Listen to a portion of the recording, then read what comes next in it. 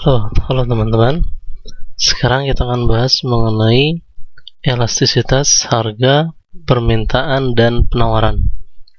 Nah, elastisitas harga permintaan adalah kepekaan jumlah barang yang diminta atau kita sebut sebagai delta Q, ya, yang diakibatkan oleh berubahnya harga. Jadi dibandingkan dengan terjadinya perubahan harga atau delta P.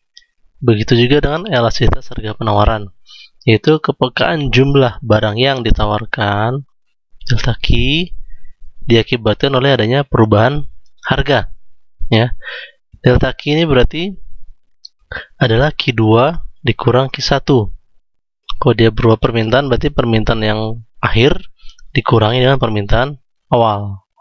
Kemudian delta P adalah terjadinya perubahan harga, ya. Harga akhir dikurangi dengan harga awal, sehingga bisa dirumuskan seperti ini, ya.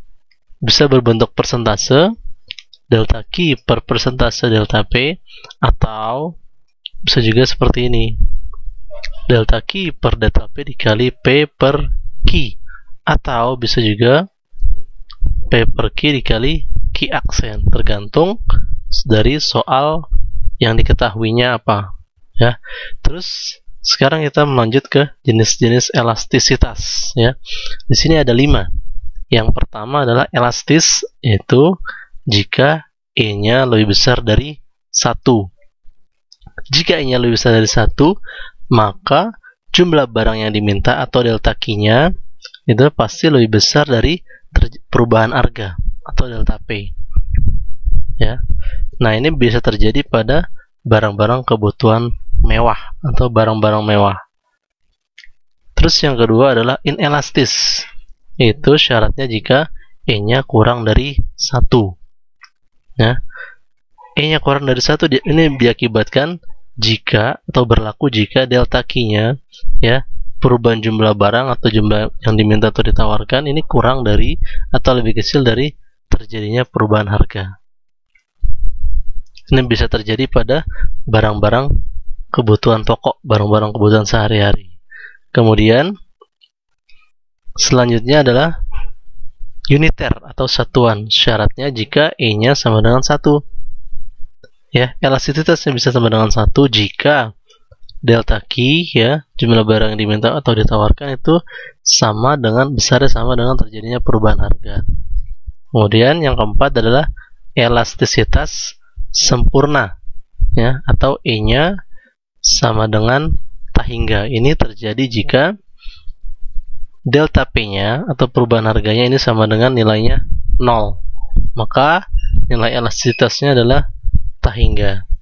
Kemudian yang terakhir adalah inelastis sempurna, ya, yaitu E-nya sama dengan 0. Ini berlaku jika, ya, delta Q-nya atau perubahan harga atau yang diminta atau ditawarkan itu sama dengan 0, ya. Sekarang kita lihat contoh soalnya.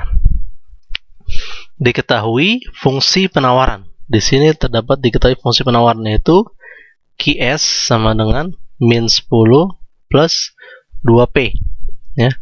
Jika harga kayu diketahui price-nya, harga kayu itu sebesar 30, ya, maka jenis elastisitas penawaran adalah, yang ditanya jenis elastisitasnya.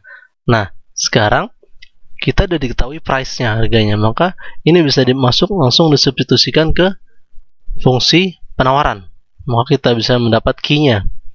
Q-nya yaitu menjadi min 10 ditambah 2 dikali 30, sehingga menjadi min 10 ditambah 60. Hasilnya adalah 50, ya.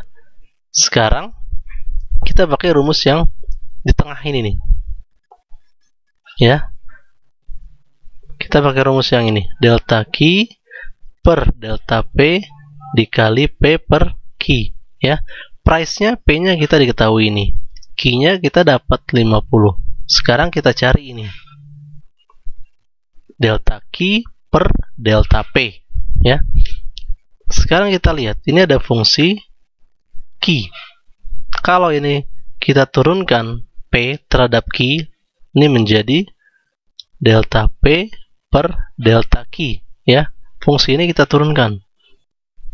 terhadap Q. Hasilnya adalah 2.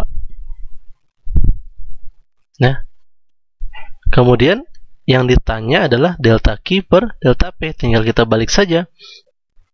Ya, jadi delta Q per delta P berarti menjadi 1/2. Berarti 1/2 dikali price-nya tadi adalah 30 ya. Terus Q-nya adalah 50. Sehingga hasilnya menjadi setengah dikali 3/5 atau 3/10. Ini menjadi 0,3. Kita lihat nilai elastisitasnya, nilai E-nya adalah 0,3. Ini kurang dari 1, maka dia termasuk inelastis. Itu jawabannya B.